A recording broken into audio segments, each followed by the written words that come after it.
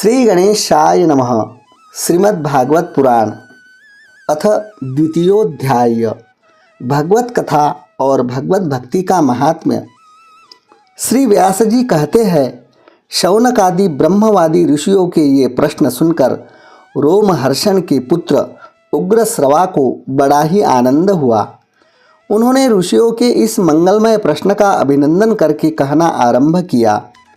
सूत जी ने कहा, जिस समय श्री शुकदेव जी का यज्ञोपवीत संस्कार भी नहीं हुआ था, सूतरा लौकिक वैदिक कर्मों के अनुष्ठान का अवसर भी नहीं आया था, उन्हें अकेले ही संन्यास लेने के उद्देश्य से जाते देखकर उनके पिता व्यास जी विरह से कातर होकर पुकारने लगे, बेटा बेटा।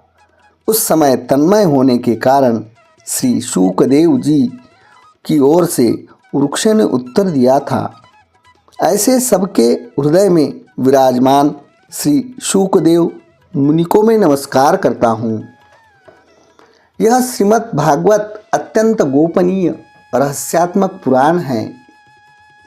यह भगवत स्वरूप का अनुभव करने वाला और समस्त वेदों का सार है।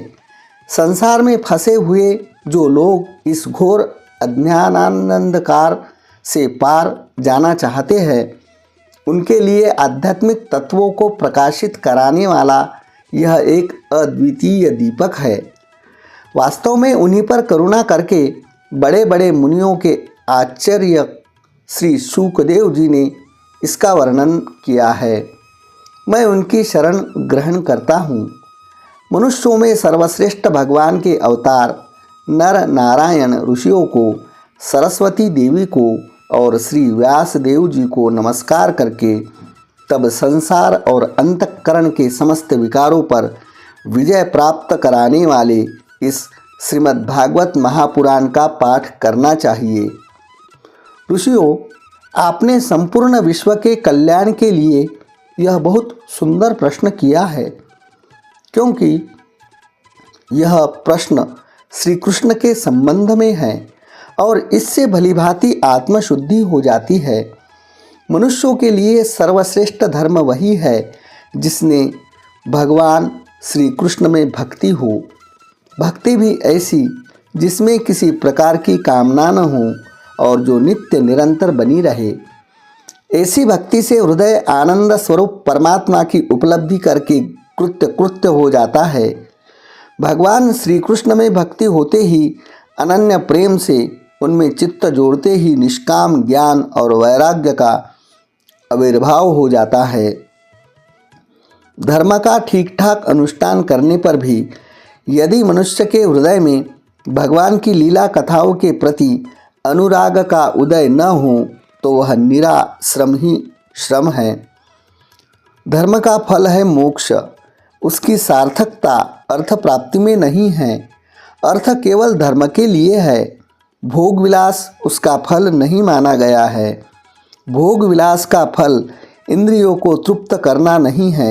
उसका प्रयोजन है केवल जीवन निर्वाह। जीवन का फल भी तत्व जिज्ञासा है। बहुत कर्म करके स्वर्गादि प्राप्त करना उसका फल नहीं है। तत्ववेत्ता लोग ज्ञाता और ज्ञेय के भेद से रहित अखंड अद्वितीय सच्चिदानंद स्वरूप ज्ञान को ही तत्व कहते हैं। उसी को कोई ब्रह्म, कोई परमात्मा और कोई भगवान के नाम से पुकारता है। श्रद्धालु मुनिजन भागवत श्रवण से प्राप्त ज्ञान वैराग्य युक्त भक्ति से अपने हृदय में उस परम तत्वरूप परमात्मा का अनुभव करते हैं। शौनक आदि ऋषियों, यही कारण है कि अपने अपने वर्ण तथा आश्रम के अनुसार मनुष्य जो धर्म का अनुष्ठान करते हैं, उसकी पूर्ण सिद्धि इसी में है कि भगवान प्रसन्न हो। इसलिए एकाग्र मन से भक्तवत्सल भगवान का ही नित्य निरंतर श्रवण कीर्तन ज्ञान और आराधन करना चाहिए। कर्मों की गांठ बड़ी कड़ी है। विचारवान पुरुष भगवान के चिंतन की तलवार से उस गांठ को काट डालते हैं। तब भला ऐसा कौन मनुष्य होगा जो भगवान की लीला कथा में प्रेम न करे। शौनक आदि ऋषियों, पवित्र तीर्थों का सेवन करने से महत सेवा, तदनंतर श्रवण की इच्छा, फिर श्रद्धा, तत्पश्चात भगवत कथा में रुचि होती है। भगवान श्री कृष्ण के यश का श्रवण और कीर्तन दोनों पवित्र करने वाले हैं। वे अपनी कथा सुनाने वालों को हृदय में आकर स्थित हो जाते हैं और उनकी अशुभ वासनाओं को नष्ट कर देते हैं, क्योंकि वे संतों के नित्य सुहृद है।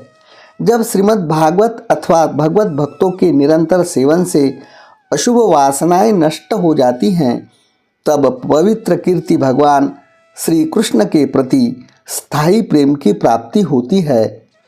तब रजोगुण और तमोगुण के भाव, काम और लोभादि शांत हो जाते हैं और चित्त इनसे रहित होकर सत्व गुण में स्थित एवं निर्मल हो जाता है।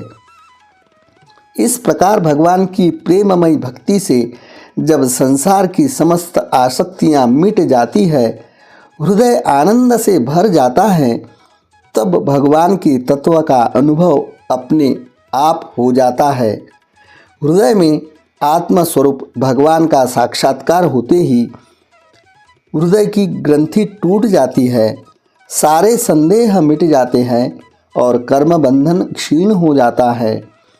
इसी से बुद्धिमान लोग नित्य निरंतर बड़े आनंद में भगवान श्री कृष्ण के प्रति प्रेम भक्ति करते हैं, जिससे आत्म प्रसाद की प्राप्ति होती है।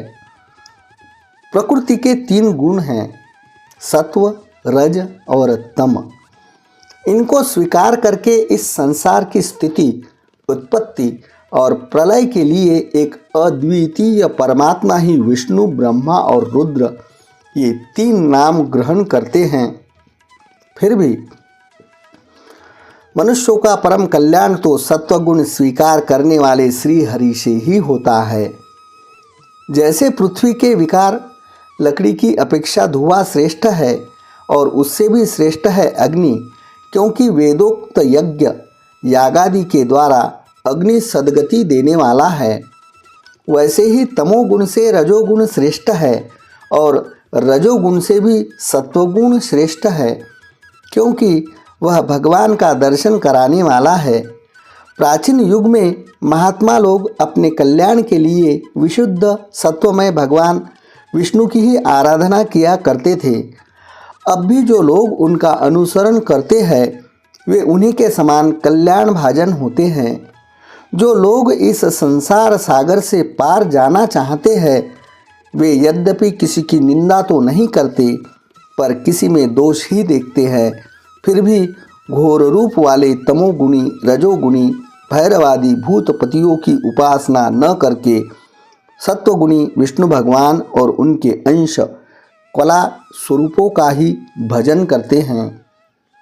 परंतु जिसका स्वभाव रजोगुणी अथवा तमोगुणी है, वे धन, ऐश्वर्य तथा संतान की कामना से भूत, पितर और प्रजापतियों की उपासना करते हैं, क्योंकि उन लोगों का स्वभाव उनसे ही मिलता जुलता होता है।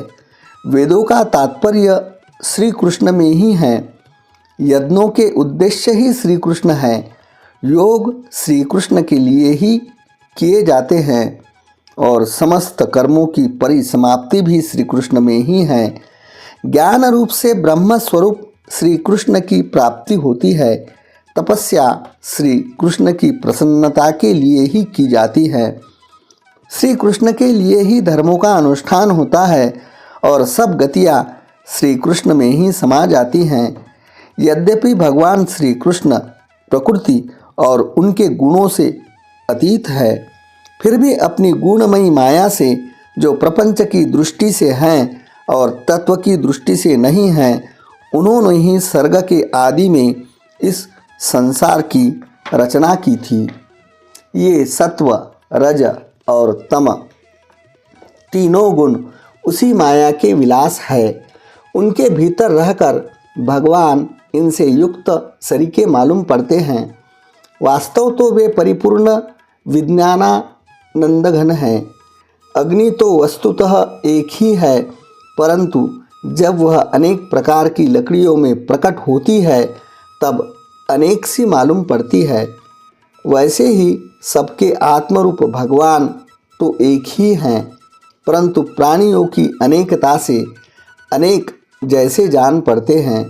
भगवान ही सूक्ष्म भूत, तन्मात्रा, इंद्रिय तथा अंतःकरण आदि गुणों के विकारभूत भावों के द्वारा नाना प्रकार की योनियों को निर्माण करते हैं और उनमें भिन्न भिन्न जीवों के रूप में प्रवेश करके उन योनियों के अनुरूप विषयों का उपभोग करते कराते हैं।